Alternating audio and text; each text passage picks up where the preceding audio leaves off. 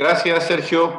Muy buenos días a todas y todos ustedes. Muchas gracias a los compañeros de La Fuente. Gracias por acompañarnos a esta rueda de prensa, donde queremos hablar del aspecto de un año del confinamiento que se llevó por parte del COVID, a un año de la llegada de la pandemia mundial por el COVID-19. La crisis, desgraciadamente, no termina y está muy lejos de que llegue a su fin. Hay que recordar que México ya atravesaba una crisis económica por el nulo crecimiento que se dio a partir del año 2019.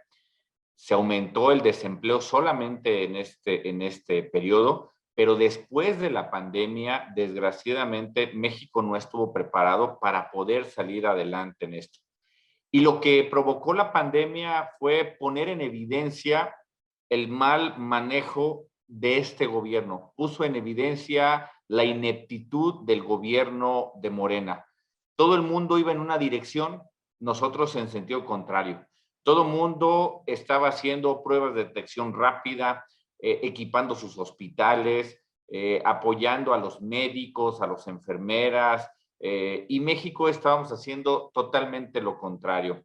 El propio presidente de la República, en estas cuestiones que le caracterizan mucho de en las mañaneras ser muy elocuente y luego hacerse un poco el chistoso, saca el amuleto, el detente, el que decir que el COVID solamente podía darle a los corruptos y a la gente que pudieran hacer cosas indebidas. Bueno, hay que recordar que a él ya le dio y le dio a muchos de su gabinete el tema del COVID-19.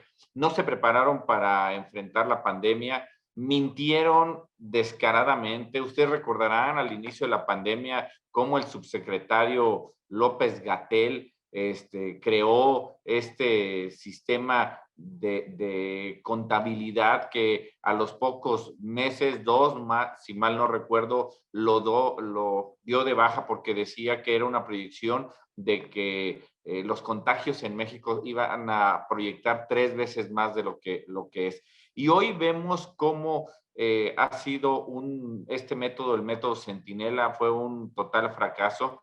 El año pasado todavía el propio presidente decían ya aplanamos la curva en el mes de junio, el mes de julio. El propio López-Gatell, por la presión de los ciudadanos y por presión de la Organización Mundial de la Salud, incluso él mismo comentaba que llegar a los 60,000 fallecimientos sería una catástrofe en México. Y bueno, hoy cifras oficiales llevan 193,000, 3 veces, 4 veces más de lo que ellos decían que iba a ser esta catástrofe. Y eso es cifras oficiales. Hay que recordar que hay muchas cifras que no han querido registrar como fallecimientos por COVID. Los registran por otro tipo de padecimientos, por una neumonía típica, un paro cardiorrespiratorio, pero no por COVID. Entonces, eso aumenta este tema. Y hay que recordar que también México, desgraciadamente, es el país con más fallecimientos del personal de salud. Es el país que tenemos más padecimientos de gente que ha dado su vida, este ejército de hombres y de mujeres que han dado su vida por todas y por todos nosotros. Es totalmente lamentable. Fragmentó el presidente el sistema de salud con la creación del quién sabe, no sabemos. Hoy vemos este gran problema. Aprovecharon la pandemia para seguir haciendo la corrupción que tanto ellos criticaron y que hoy vemos evidente que la corrupción en este gobierno está al orden del día. Recordemos la simulación y que fue por algún medio de comunicación que se puso en evidencia la venta de ventiladores al Instituto Mexicano del Seguro Social a un sobreprecio.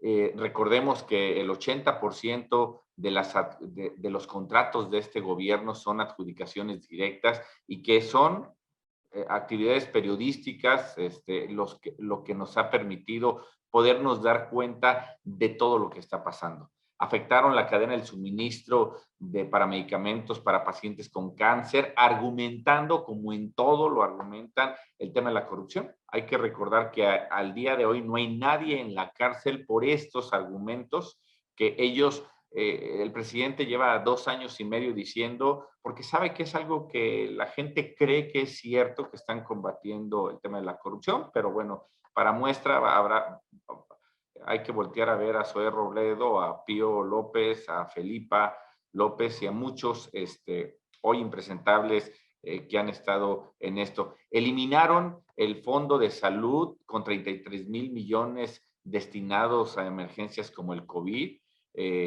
Redujeron el 50% a la Dirección General de Epidemiología, lo cual nos parece totalmente lamentable. Y ante esta situación, el Grupo Parlamentario de Acción Nacional pedimos reiteradas ocasiones que se discutiera la ley de emergencia y recuperación económica para dar un ingreso básico universal a quienes habrían pedido su ingreso.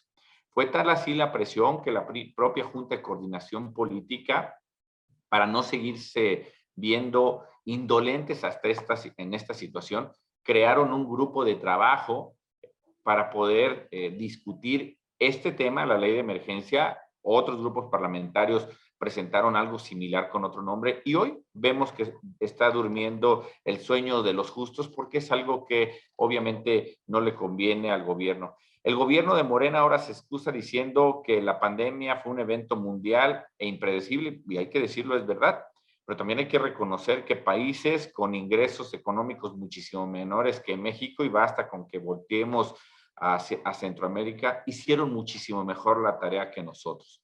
El propio subsecretario dando positivo a COVID, saliendo a la calle para llamar la atención y para seguir teniendo distractores, que a este gobierno es lo que más le gusta, no trabajar y seguir generando distractores. El propio presidente, el seguir diciendo que él no usará el cubrebocas cuando a nivel mundial la comunidad científica habla del por qué se debe utilizar el cubrebocas, y el presidente, siguiendo con esto que lo caracteriza, ser el foco de atención para distraer de otros problemas graves como la salud, la economía, la seguridad en este país. Es evidente que la pandemia sobrepasó desde hace mucho a este país. Nunca lograron aplanar la pandemia.